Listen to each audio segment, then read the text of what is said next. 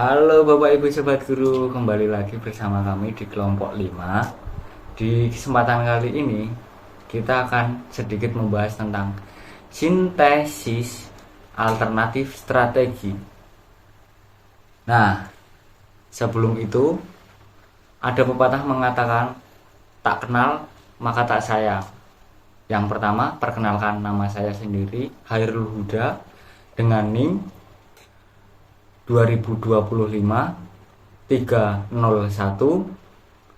899. Selanjutnya ada Ibu Anggun. Halo, perkenalkan nama saya Anggun Asmurjati dengan NIM 2025 30 18 47. Ya, Bapak Ibu Sobat Guru, tadi kan kita perkenalan dari Ibu Anggun, sekarang ada lagi yang bernama Ibu Hasna. Yuk, monggo Ibu Hasna. Perkenalkan, nama saya Hasna Nur Alifah, NIM 2025 30 1883. Nah, tadi kan kita sudah perkenalan tuh Bapak Ibu Guru. Mari kita masuk ke materi. Di sini pendahuluan rancangan alternatif strategi pembelajaran itu disusun untuk menjawab semua kebutuhan dari Bapak Ibu Sobat Guru agar pembelajaran lebih aktif, lebih bermakna, dan dapat mendorong kemandirian dari murid-murid Bapak Ibu Sobat Guru. Fokus utamanya tidak hanya pada hasil akhir ya Bapak Ibu Sobat Guru, tetapi juga ada proses berpikir, keterlibatan dari masing-masing murid Bapak Ibu Sobat Guru, serta pengalaman belajar murid selama kegiatan berlangsung ya Bapak Ibu Sobat Guru. Kegiatan apa? Ya tetap masuknya kegiatan pembelajaran ya Bapak Ibu Sobat Guru. Strategi yang dipilih menggabungkan pendekatan sosial, humanistik, serta kolaboratif ya Bapak Ibu Sobat Guru, agar murid tidak hanya dapat memahami materi saja, tetapi juga mampu mengolah, menyampaikan, serta merefleksikan pemahamannya secara mandiri ya Bapak Ibu Sobat Guru.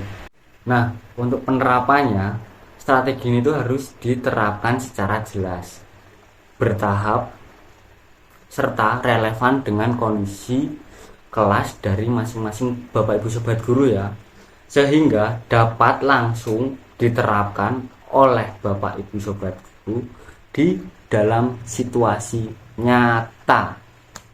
Oke, sampai sini paham? Nah, sekarang kita masuk ke strategi 1 ya Bapak Ibu Sobat Guru. Di sini saya ngambil scaffolded workshop untuk analisis kritis.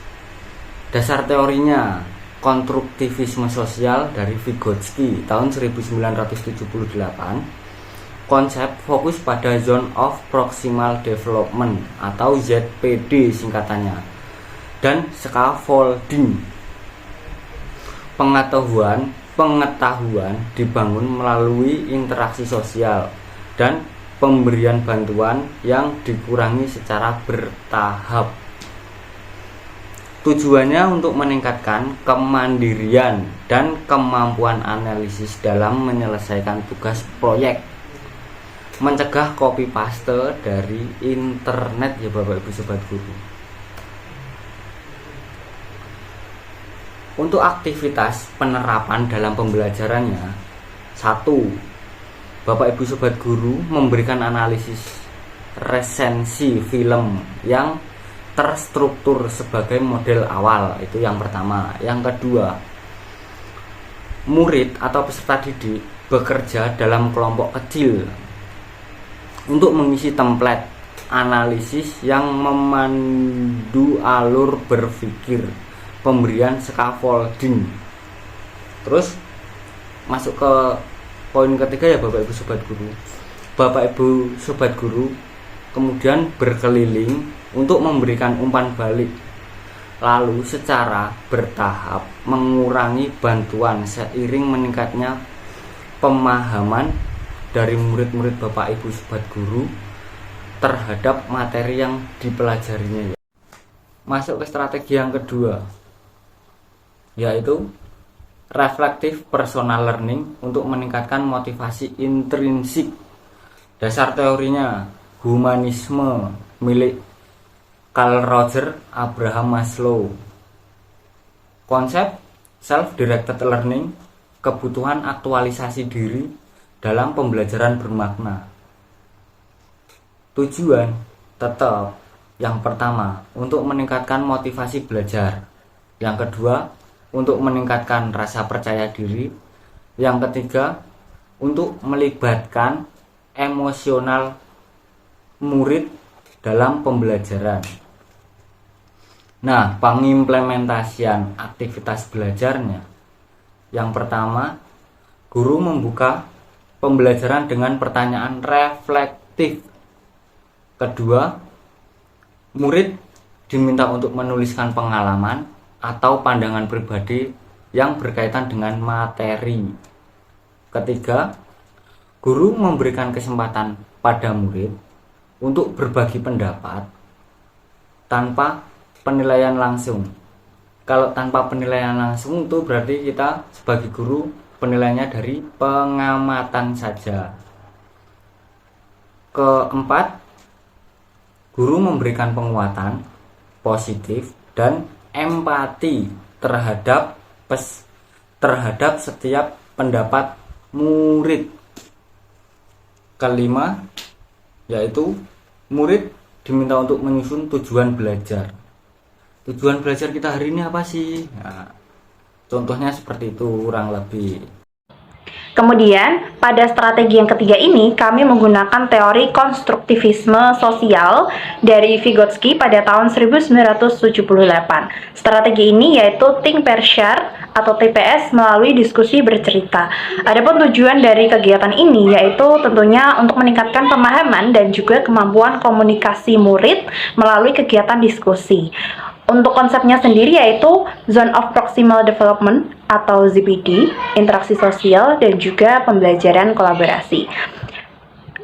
Nah, selanjutnya yaitu ada aktivitas pembelajarannya, yaitu ada 3 langkah yang dapat dilakukan oleh guru. Yang pertama, guru memberikan pertanyaan atau permasalahan terkait dengan materi yang diajarkan. Nah, murid akan diberi waktu untuk berpikir dan menuliskan jawaban secara individu. Di sini yaitu mengarah pada konsep think atau berpikir secara mandiri. Kemudian langkah yang kedua, setelah murid berpikir, mereka dapat berpasangan dengan teman sebaya atau teman sebangku untuk mendiskusikan hasil jawaban masing-masing, kemudian membandingkan jawaban satu sama lain dan menyusun jawaban yang lebih baik. Nah, ini adalah kegunaan dari strategi pair atau berdiskusi berpasangan, supaya mereka tidak hanya memikirkan jawabannya tetapi juga mendapatkan insight dari pandangan orang lain.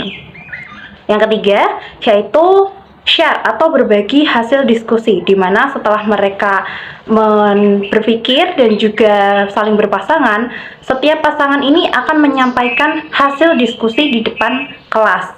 Jadi mereka juga belajar untuk menyampaikan pendapatnya, merumuskan dan berdiskusi.